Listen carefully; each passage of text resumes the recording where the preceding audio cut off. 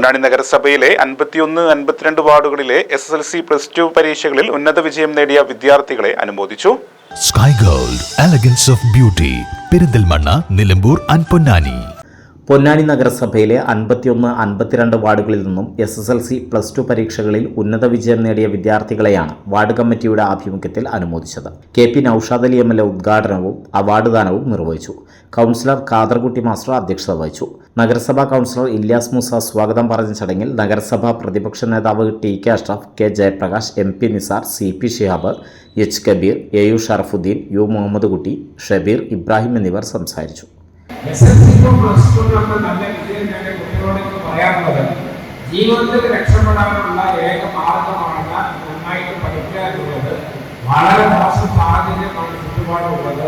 അതുകൊണ്ട് പഠന കാര്യത്തിൽ നിങ്ങൾക്ക് എവിടെയാണോ, എന്ത് സഹായമാണോ, എന്ത് ഇടപെടലാണോ വേണ്ടത് എന്ന് വെച്ചാൽ ഈ കൗൺസിലർമാരുണ്ട്, നിങ്ങളുടെ സേവനം എന്നുള്ളതിൽ MLA ആയ ഞാനുണ്ട്, മറ്റ് കുടുംബത്തിലൊക്കെ ഉണ്ട്. അത് എല്ലാവരും നിങ്ങളെ സഹായിക്കും.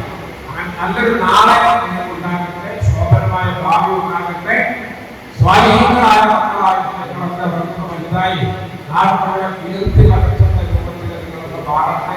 കേരളത്തിലെ വിദ്യാഭ്യാസം എങ്ങനെ നല്ല നിലയിലേക്ക് നമ്മുടെ മക്കൾ വിദേശ രാജ്യങ്ങളിലേക്ക് പോയി ലക്ഷക്കണക്കിന് രൂപ ചെലവഴിച്ച് പോകാതെ നമ്മുടെ നാട്ടിൽ തന്നെ എങ്ങനെ അത്തരം വിദ്യാഭ്യാസം പ്രായോഗികമാക്കാം എന്ന് ചിന്തിക്കുകയും അതിനനുസരിച്ചുള്ള മാസ്റ്റർ പ്ലാൻ ഉണ്ടാക്കുകയും ഇപ്പോൾ കേരളത്തിൻ്റെ മുഖ്യമന്ത്രിയായി കടന്നു വന്ന VD സതീശനും കേരളത്തിലെ പുതിയ ഗവൺമെന്റും അതുമായി ബന്ധപ്പെട്ട് ശക്തമായി മുന്നോട്ട് പോവുകയാണ്.